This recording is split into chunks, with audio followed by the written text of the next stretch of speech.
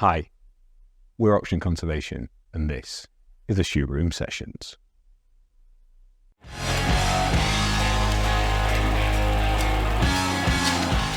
Hello, George. Hey, Rich. Welcome to your Shoot Room Session. Thank you. A long time coming. Can you tell our viewers and listeners who you are and what on earth you do? I'm George Pawley. I'm Head of Legal Auction Conservation. Thank you. Favourite question to start us off. Can you take us through your life and career contents page? Where were you born and grew up? How did you get to this point now? I'm Cornish, which I'm very proud of. I think I did, kind of primary education stuff in Cornwall, and then went to university in Cardiff. Why Cardiff?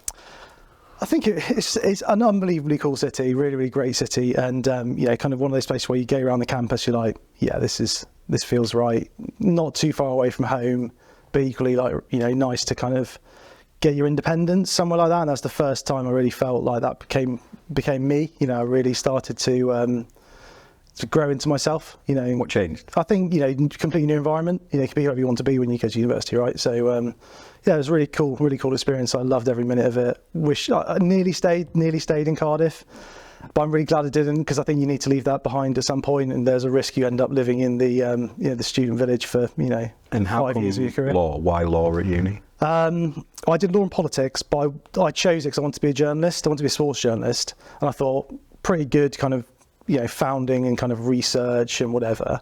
And so started out doing that. Spent loads of time doing a university paper. I was a sports editor for a while, which was really cool. So I thought that was what I was going to do. But as your studies went on, I started to enjoy it a bit more, probably more the law side than the politics side, and got to a point in probably my second year where I was like, actually, this feels like a more sensible career choice.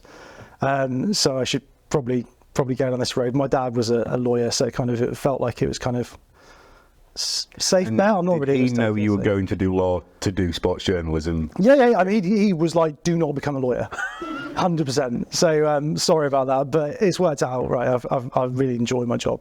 So I'm glad it's worked out the way it does, especially because there's a lot of things you hate about modern journalism now. It's just thirst for content, all that kind of stuff. It must be an absolute nightmare for journalists who are trying to do something serious. Okay, so second year, you think going to focus on the law, like that side of it? Yes, I went down into that. You have to do a degree, and then I had to do like a kind of a practitioner's course. In between that, I was really fortunate to get a training contract at a really great firm called Foot Anstey, who sponsored my training contract. So you do a year's training, and then you actually end up going into the firm to work for 2 years as a trainee, which was an awesome experience. And did you apply to them? Is that process you apply? You apply to lots of different places which kind of you feel that you've got good synergy with. So there are people who end up in kind of city firms. That probably wasn't me. I was probably looking to kind of start my career in somewhere like Bristol or Exeter, because they're kind of linked to the southwest or whatever. And ended up it was so super lucky. My whole career is just lucky coincidence, really. I just had a good day at the interview, I think, and got on with the people who interviewed me. And I think we're going to find out throughout this story that's probably another example of you being massively I don't know. I think I was really lucky that day. It was a really intimidating interview process, because I think the way they used to do it, which I'm sure they don't do now, is it was like 20 of you in the room, and they used to do it that half of the people just let go at lunchtime, like, no, sorry, you're out. And I don't think they did that the first year that I was there. So it was actually a nice process. Not dissimilar to how we do our internship days, I think, where you try, you meet lots of different people, get put in different situations, task working with, the people who you're interviewing with, panel interviews, that kind of stuff. So it's a good test. And was that the process Sarah Felfell was part of? Yes. Okay, so shout out to Sarah, wonderful head of HR at Auction House. Sarah tells that story as when the whole room met you, all the partners were arguing about who got you. So I don't think you were quite that lucky, as opposed to a slam dunk. So she's very, very kind, Sarah. Take us from there onwards. So I did 5 or 6 years at Foot Anstey. Once I qualified as corporate, which is where you do kind of business sales, acquisitions, and that kind of stuff, which is really exciting. And did you enjoy that at uni prior to? No, because you kind of don't practice. That's the practice of the structure of corporate law, for instance. So it is the project side of things, which I've really enjoyed, and obviously I've followed that into auction conservation. So it is the momentum and the adrenaline you get from doing deals for people. So you get the instruction in, we need to complete this in 6 weeks. Sounds pretty familiar, and you take the enjoyment out of doing the deals. But the tricky thing, I think, the place I got to in my career at Fertancy was, I think you weren't in control of that, so it had a big impact on your family life. So the real tipping point for me, I think it was my best man's 30th birthday. He was having a party on like a weeknight, dinner party, really excited about it. 6 p.m, I'm not going to go, can't go. Well, I'm stuck doing this job. The client's going to be shouting at everybody that, we need to get this deal done. Just couldn't go. And that was like a bit of a point where you're like, I'm not in control of this anymore. And it didn't lead me to start looking for jobs. So I was happy and like the people I work with, but I was just, again, mega fortunate that I went to the rugby at the invitation of Matt Gingell, who's the auction house GC, who I'd known because he used to work at Fertancy. And we had a couple of pints of Guinness after the game, and he said, "Oh, do you know I'm recruiting?" And I was like, "No." Really excited, and I remember going home inebriated and be like, I need to find my CV, I've got to update my CV, and I sent it to him the next morning. So you update your CV drunk and said? Probably, yeah. I may have like spell checked it in the morning, but okay. it was that like, this is not, you just kind of intrinsically knew this was an opportunity, and you've got to give yourself that chance. So before we move to the auction house chapter, I'm really interested in that sort of realization point of, that's too far for me, because I would put you on the short list of the hardest working people I've ever worked with. Yeah. But that was the line for you. That was the thing, that I'm prepared to give up X, but just not Y. Yeah, I think it was, you're doing things for people who you don't have, a in-bill kind of long-standing relationship with. That particular client, I don't think, they weren't doing anything I was particularly excited about. In fact, it's probably, with my conservation hat on now, probably wasn't the best thing for the environment what they were doing. But they were the client, they asked you to do it, I was in the team, did it. So I think it was getting to the point of like, I want to do this, I've got some skills, but I'd really like to do it to do something positive and something I really feel kind of linked to. And that's why Auction House is like this incredible business that I became to know over the course of my career there, because everything you do there is like, how are we making impact, and every decision is kind of tailored to that kind of goal, which is really cool as a lawyer, because actually it changes your perspective on a load of different kind of things that you normally be making decisions on about. So normally it'd be, well, what's the bottom line, how much financial risk are we taking here, and it's not necessarily the case there. It's usually, well, can we take a view on that in the interest of doing something really positive? It's like, I sort of describe it as, it's the difference between looking at an oil painting and a print, because you're doing it for a different reason, a different purpose. There's more texture to everything. There's more complexity and detail to what we're working with. Yeah, and you work late, and you're like, I really want to do this. I want to do this because there's a reason for it. And I didn't feel like I got that in private practice, because there was not that alignment with the business that you're working for necessarily. So a few pints of Guinness for Matt. Drunk CV's gone in. What happened next? Got interviewed. Who was your interview panel? I got interviewed by Glenn, Roy, and David. Wow! At the same time? No, okay. Different. But it was the most. I talked 3 of the board of OC. Yeah. Shout out to. Yeah, and it was really intimidating, but I really wanted it. And I remember. I think it was with Glenn. I remember I'd kind of like had this bit. That I'd come up with about, this kind of little speech at the end of what I was saying, and I was like, come on, I really want to do this. And I remember saying, cool, thanks, that was great. And I think, and I felt like I'd really nailed it at that point, because I think he kind of like saw that I really did want it, and I was really passionate about it. I think everybody who Auction House recruit and Auction Conservation recruits ultimately have that passion for what they're being asked to do. Okay, so you're in the job, in the door. Some of the key things, what are the things that you're really proud of that you've been involved with at OH? Yeah, it's an awesome place to work, because you work for all of the group businesses. So no day is the same. You're doing different areas of law, completely different types of advice across an amazing, edtech business called Sparks. There was Grenadier, the property development business. I did some work with Low Carbon, who are awesome, who have grown incredibly in the time that I've been at Auction House. So never a dull moment, and it allows you to kind of like really get involved with all these different areas and learn a lot. Because the thing I wanted to do in my previous career was like, you were doing these you're doing these corporate deals, and generally it's kind of project management and, you know, making sure that your IT expert or your IP expert, sorry, intellectual property expert, was providing the right advice. So I kind of understood it and knew that there was a particular provision that needed to go into the contract, for instance. Sorry, it's quite boring. But I didn't actually know anything about the IP advice, no idea, you know. And because of Auction House, started to actually, oh, okay, I need to provide that advice now because that's what the business needs, and that's really important for this reason, and we want to make this impact, and that's why protecting its IP is really valuable. So that was a massive reason for wanting to do it, is become this more rounded lawyer in person. Just on that project management point, I think it's something I underestimated early in my career. You hear project management, we've got a room full of people, and Dave's going to get really offended by this, but some people think project management's dull.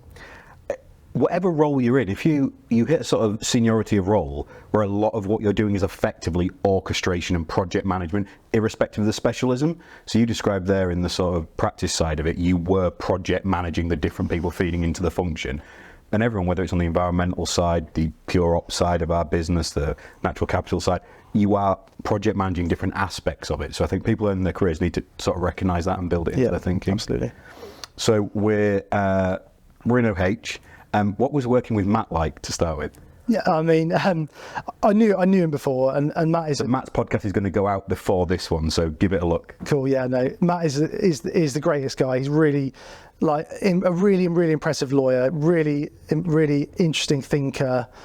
He really kind of a massive influence on my career. I'm really lucky to have worked with him as close as I have. Mentor, however you want to describe it. Completely supportive of me and giving me all these amazing opportunities, which is incredible because, in a small team, it would be very easy for him to say, George, can you do this, that and the other? I'm doing this really fun stuff. And he was very cool and wanted to do everything together and have this kind of flat structure where we both kind of, hopefully kind of played off each other, and it worked really well. And I was completely enjoying my time at OH. And obviously then I remember getting a call in in April 2021, I think it was, and I was like, we're doing conservation in a big way. I was like, okay, cool. Can you set up the company? Yeah, sure. And then, look where we are. Insane. Absolutely insane. Less than 3 years later. Just before we leave Matt, my thing on Matt is one of the truly different thinkers I've ever worked with. So the whole room can be going left, and he'll go, what about down and to the right? Yeah. He'd be like, oh yeah, I hadn't thought about that. And such a different style of thinking and describing his ideas. I always love picking that up with Matt because he'll give you something you haven't thought of in a different way. Yeah. I think it's particularly useful. And he always thinks about, again, this impact and how everything you can do can be tailored towards that. So whatever it is in a contract, is there a provision in there about this? And you think, well, no, because that's not what's in the contract. It's like, well, why not? And that kind of challenging the status quo. He's never let being in the Southwest be a barrier to impact. No. So I was like, no, we can change the world from Devon with the Chancery Lane project. Absolutely, yeah, which is incredible, yeah. So you kindly brought us into the chapter of OC. So play that through a little bit more. So you hear conservation's happening, and then what did that so for the first year you worked with us but not as part of OC. Yeah. What did that feel like from your perspective as me and Dan started rocking up and... Yeah, I mean, I was excited because, as I said, I like doing deals. And it was like, oh, cool, we're going to buy some property. That's really interesting. It's agricultural land or rural estates. Never done that before. Sounds like a good challenge. Didn't have any concept of what actually you were trying to do early on or anything. And obviously, it was in the middle of COVID. So we were meeting on Teams. I think probably at least the first 3 deals we did were all remote. Never met you. Which was bizarre, but it was really obviously really good fun. And then we met, and obviously I thought, a bit short than I thought he would be. But luckily, I was really enjoying it at that point. And obviously, having then the chance to build personal relationships with everybody who's in this room and anybody who's not has been awesome. Really cool. So, what was the thing that made you go? Because you had an amazing job at OH. What was the thing that was like, I'm ready to dive 2 feet into OC? Well, I think, again, really lucky that I was given the opportunity from day one to be as involved as possible across everything that you and Dan were doing. Yeah, because Matt could have had a play said, no, I'm going to do the conservation side of stuff. You pick up everything else. Yeah, and I was like, he knew that I like doing the kind of the transaction stuff. So kind of giving me the opportunity to that, which was cool. And obviously, as soon as you buy one, that was really good fun. Oh, we're going to buy another one. Excellent. Let's do that. See what we've learned from the first one. And it's gone from there, right? It's been a really cool journey. I Yeah. I think one of the most impactful things you and Matt both did really early on was helping run the invitation to partner for who our external counsel would be. Can you tell people a little bit about what we did in that process? Yeah, I mean, again, that's ultimately Matt's work. 'Cause when I first joined OH, we were doing a kind of a legal partnership invitation to partner for Grenadier, and he just approached it in such a different way to anything I'd ever seen when I was on the other side in private practice, when you were receiving these invitations to partner, how you respond to them. And that was absolutely mind-blowing. And so, we just developed that idea for what you guys were wanting to do, and really talked about, okay, how aligned are you with, conservation as an organisation? What do you think about conservation and where it's going to go? They were the questions really that we were looking for answers for. So that was brilliant, and we were super lucky in that process to have found Burgess Salmon, who we do a lot of work with, obviously, and it shows the value of doing that early on, investing that time to find the right people, because they've done a massive. I mean, I take credit for their work, but they they are incredible, and we wouldn't have done. I reckon half the deals could well have fallen away without the advice of Ross and Kate and people like that who really get us, and that was kind of established from that ITP really. And I'd done similar things before, but not in the same way. And we've certainly continued that structure with everything we've done. The ITP bit's important because, and this is a shout out to everyone out there, that I hate tenders as a process. Because if you run a tender that says, I want the cheapest option possible, and have been quite pig-headed about, we don't use the word tender, we use invitation to partner, because it's not about cheap and about lowest quality, it's about best fit and relationship, and that's definitely what we found with Burgess Salmon and Carl Brayton and the other professional partners. Yeah, and it goes back to the whole philosophy that you have and that Auction House has around everything's about the long term. So you've got to start on the right foot with the right people, to really make the impact you want to make over a number of years. Great process. What surprised you the most about the conservation sector, not working in it to coming into environment and conservation? I mean, initially, it was kind of property transactions and that kind of stuff. So I don't think it really resonated kind of how different it was working in that sector. But probably since joining you guys in January, you started to see it more. And I think there's a couple of things that surprised me. I think one is on the kind of the professional service side, and the people who I work with, how excited people are to talk about conservation and want to find ways to get involved and help. And that's been every type of professional advisor, from accountants to lawyers to external funders and people like that. They just light up, don't they? It's amazing. Yeah, and I think on the flip side to that, and you'll and other people in this room will be able to articulate better than me, it's quite difficult to do things which you think should be really easy and they're really impactful, and why on earth can't we do that, and how is it taking so long, and why do we have to jump through these hoops? And I think that surprised me a bit, is that I was kind of going into it thinking, well, we're doing something intrinsically good. It's not going to be easy, but I didn't think there'd be many barriers that we have to get through, and hopefully that will change, because it's got to.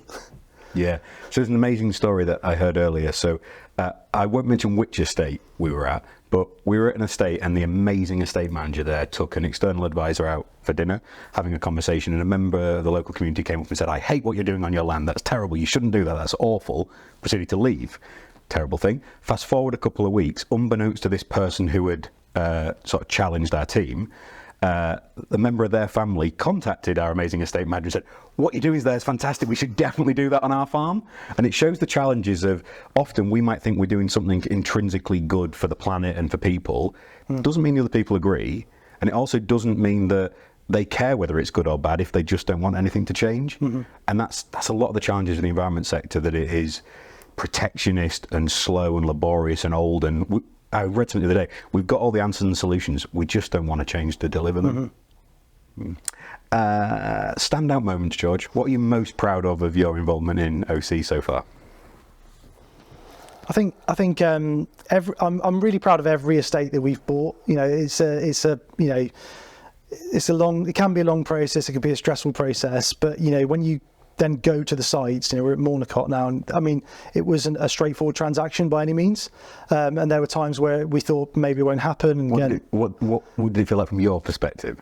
Yeah, I mean, it was stressful, but as you do more of these, you're like, if we and an amazing data team and you and Dan have found these sites, you're like, bloody hell, we need to get them. And so you kind of, the goal becomes, right, okay, we are going to make some impact here. We've got to get over the line. Let's find ways to do that. And that is stressful in itself, because you feel like, I said to you earlier, you tell me a deal's done. I'm like, it's not done yet. So mentally and emotionally, I'm done 6 months ago. Once we've seen it with Pawley, I wanted George to get it done. And then you're like, okay, I've got to run the last 3 legs of the relay for you. Yeah. But but I like that pressure, and I like the, I like the adrenaline that it brings to like be like, okay, we're going to get this done. This is really impactful for these reasons. And so I think all the acquisitions we've done for different reasons stand out. There's been funny moments, there's been really stressful moments, there's been like, some pretty intense moments and uncomfortable moments for sure. So, but all in all, you kind of take those, and each one we do, proud of it for that reason alone, but also try and then build upon it for the next one. So I think there's a couple of acquisitions that come to mind. The first is the Firth of Tay, where it was that incredible a deal. We were like, well, I mean, we can't really negotiate on anything because we don't want to walk away from this. And when we first got it, you have no ability to access this. So, well, never mind. Get a hovercraft, get a boat. Yeah, no, I was in the early days, and I'm not, my background isn't in kind of understanding these kind of incredible environments. So you're like, we're buying a reed bed. What was that? I don't understand what we're buying. And I can, how am I instructing my lawyer to do that? I don't know what we're buying. Yeah, yes, but awesome, and it's the best site. So we're glad to have it in the portfolio. Charles is over George's shoulder and he's like, it isn't. Get out of Monaco, George. I was told to say that by somebody else. Hi, Chris. Chris and Esme, probably. So something else stands out for me as a massive achievement for you, George, so I should have said this before the cameras rolled. I'm about to say something that's incredibly confidential. If you cannot keep it to yourself, you have to leave the room now. So I found out today that the incredible George Pawley has been listed as one of the 100 most influential lawyers in the country this year coming up. Round of applause to George.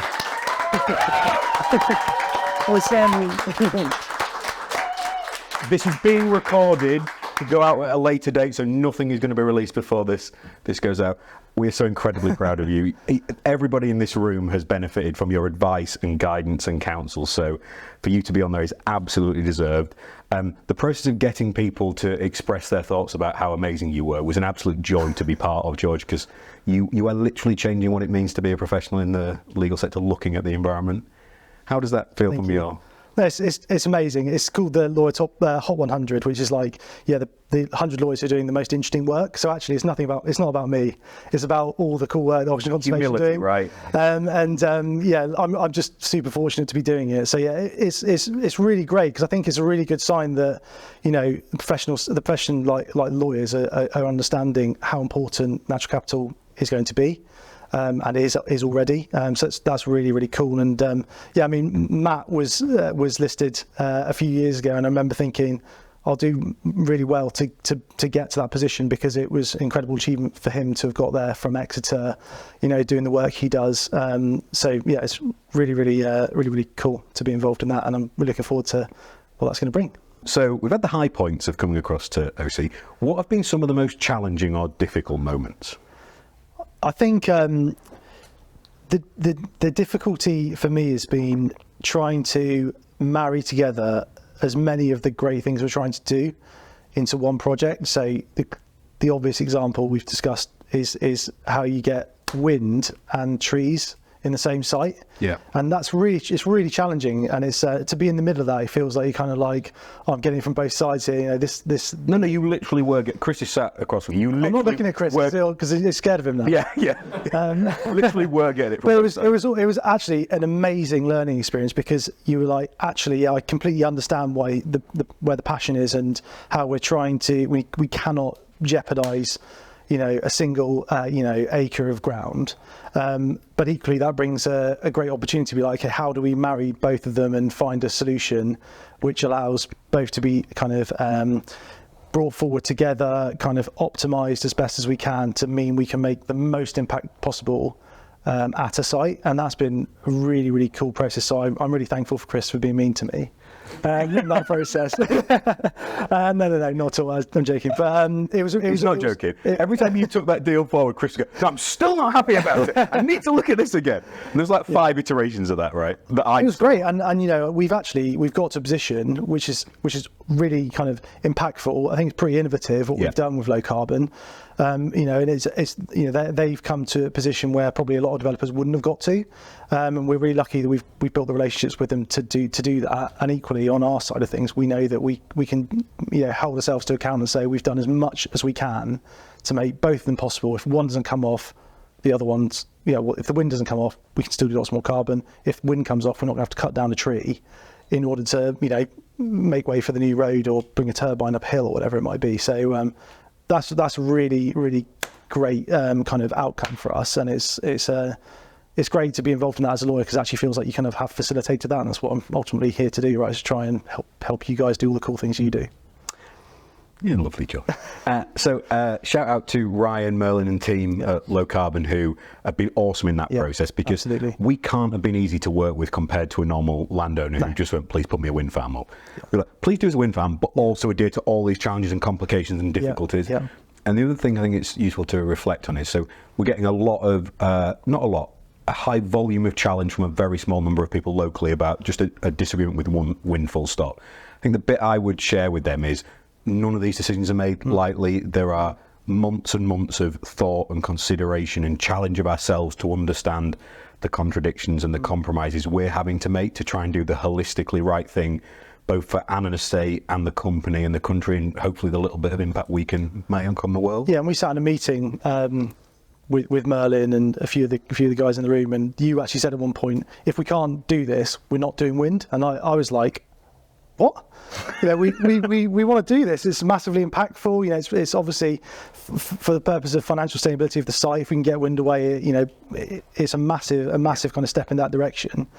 But you know, there's that underlying principle, and it made me go, right, okay, we've really got to find a solution for this. And as you said, everybody in that room around that table was constructive and wanted to try and build that you know, position we ultimately got to. So it's really cool, and you know, really hope we can actually use that framework that we've built, and when we intend to, obviously.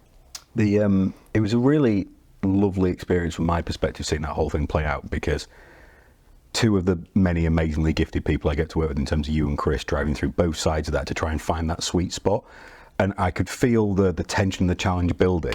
And it's not like me to sit on my hands and let it play out, but I intentionally was like, "Do not get involved, do not get involved, do not get involved." And then we brought 5 or 6 of us, Lara, Dan and us together in with Low Carbon to make that decision, which was brilliant, because you'd done 95% of the work from both sides, and we just had to make it fit in the middle. So the whole experience for everyone, I think, was fantastic. And as we look at wind at our next site at B&H, we've got the footprint and the process and built everything in place ready for us to try and roll out what we think will be the most sustainable and environmentally appropriate, appreciating none of them are perfect, wind farm development's possible, right? Absolutely, yeah.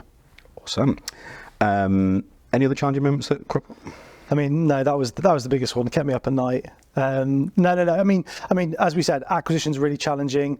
I think you know, getting the site and really getting to grips with it is an amazing challenge that everybody in this room kind of takes on. And there's all sorts of hiccups and things you don't expect, and things you don't expect to have to deal with as a lawyer. We've got one at the minute, right? An acquisition at the minute that we won't mention. But every time we spoke to them about it, what they owned and had sold had changed, didn't it? Yeah. Every day was like, "Oh no, we haven't got that anymore. We've got this bit. Oh, we haven't got that bit." Yeah, exactly. So they all bring their challenges, and obviously, you know, owning large estates brings all sorts of things you never think about dealing with as a lawyer, certainly. So I'm really just, it's a privilege to be given the opportunity to do that, and hopefully will help in the pursuit of conservation scaling. So I didn't know you were going to bring up the sort of demanding part of the pre-oxygen chapter of your career early on. One of my questions was about how you are amongst the shortlist of the hardest working people I've ever worked with. Where does that drive come from? What is your why? I mean, I think it's obviously part of who you are from your family, and you know, every member of my family is incredibly hardworking. Do you remember your dad working like you do now? Yeah, I remember him dictating on a Sunday night or whatever.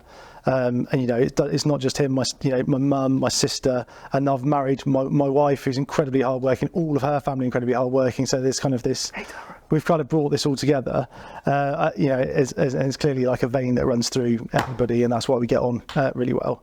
So I think there's that, and then there's also a bit about like just want to do my best, and that is all it is ultimately at the end of the day, right? You can only, you really just got to challenge yourself every day to like, if I really tried my best to do that, and I don't know where that comes from. I guess it comes from like, wanting to get the approval of the teacher on the first day of school or something like that, and it comes through, and you're my teacher now. No, so like, it's it is that like, okay, you're in this position where you've been given a task, or we want to buy this site for these reasons. You like really want to do that, and try and find a way every day to like, okay, how do we do that? What's the win that we can achieve? And just you try and get there. For avoidance of doubt, George, you absolutely have my approval on a day-to-day basis. The other bit we've talked a little bit about being challenging is, because of the nature of our business, the pace at which we're scaling, it's not possible to do everything. And previously, you've been able to complete everything that's been put in front of you. For people that are out there and experiencing that, the to-do list is too long, they can't do everything on it. How are you starting to get some comfort with the prioritization and the appreciating that some things just have to wait till tomorrow or the next day? I think we're really lucky that everybody in OC has come from a different background, has got different experiences, and you can learn from everybody. So you've spent lots of time talking to me about things that you've experienced, and other people have done the same. I'm really grateful for it, because you get brought into a business where everybody's from a completely different background, and them kind of explain to you how they've done things, or telling you a story or whatever. You can often pick up something that you can bring into your own career.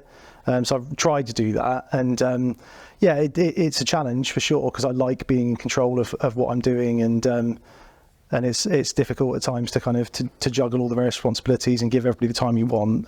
But every day's got to be a challenge and adventure, and a learning opportunity, I guess. Nice.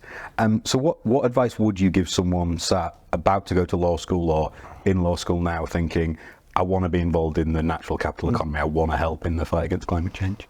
I think the thing that certainly Matt's definitely taught me from when I started OH was, you can do it, and you've got the opportunity to do it. You're a person with the ability to influence people. We've got your clients or your colleagues or whatever it might be. So everybody should be thinking in the legal profession that they are part of the solution, and they have the ability to influence the contracts that they draft, or the clients they act for and advise. And that's why you mentioned the Chancery Lane project. It's an incredible initiative and charity that Matt set up, which is effectively about saying to a legal advisor, look, 90% of what you put in a contract is the client isn't going to question. And so start building in the ideas of sustainability and these kind of objectives, or compensatory elements if things go wrong, which are tailored around making things green and climate friendly as best you can. So you should be able to terminate if your supplier gets into some difficulty, for greenwashing, for instance, right? Yeah. These kind of things, like a lawyer has the power of their pen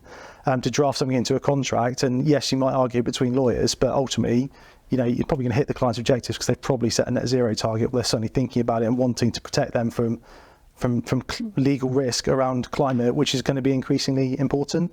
Every business is going to be impacted by the climate crisis, increasingly. And so lawyers have the opportunity to advise their clients on how they mitigate that risk via contracts. And so there's an incredible charity that he set up, and I've been incredible when I've met people who've been involved in that, and really enjoyed the process, and we can then take it into our own. Do you think we're going to see more job opportunities for lawyers in the environment sector as the natural capital economy grows? I mean, I think every lawyer should be advising on this kind of stuff. So yes, and I think yes, in that you'd hope that the natural capital economy is going to stimulate all sorts of job opportunities, and absolutely you'd expect that to lead to in-house counsel roles and lawyers, firms who set themselves up to advise particular types of clients and help them kind of manage their risks when they don't have the in-house support. So yes, I think absolutely. If we look further ahead still, 5-10 years, what will OC and what will the natural capital economy look like? I mean, in a way, the world's your oyster, I hope, because it feels like there's been this momentum building, and it's super exciting to see increasing press coverage, or new jobs or investment funds are setting up. It's every day, right? There's something that... Yeah, and it's like, so you kind of think, wow, we're involved now. We're a big player in it, actually. So it's I mean, who knows? I mean, hopefully we go to the moon, because not literally, but it would be awful. Yeah, and if we don't, one of the things you said really early on when I got to know you and work with you was around kind of like, need to be kind of, we've got to do this because we've got young children, and you think, this is it really is going to impact their lives in a way that it doesn't impact us at the moment, which is saying something, given hottest year on record, flash flooding a couple of days ago. So really hope it does, and again, it goes down to us just doing our absolute best to do that, right? It does. And I think in 10 years' time, we're going to see you listed as one of the hot 100 lawyers on the globe. So just from me and everyone else in this room, thank you so much for choosing OC and coming to work with us. We'd have achieved very little without you. Buying all those sites has made such a difference. So it's an absolute joy to have you as part of the team, and thank you very much for your shoot room session. Thank you very much. Thank you.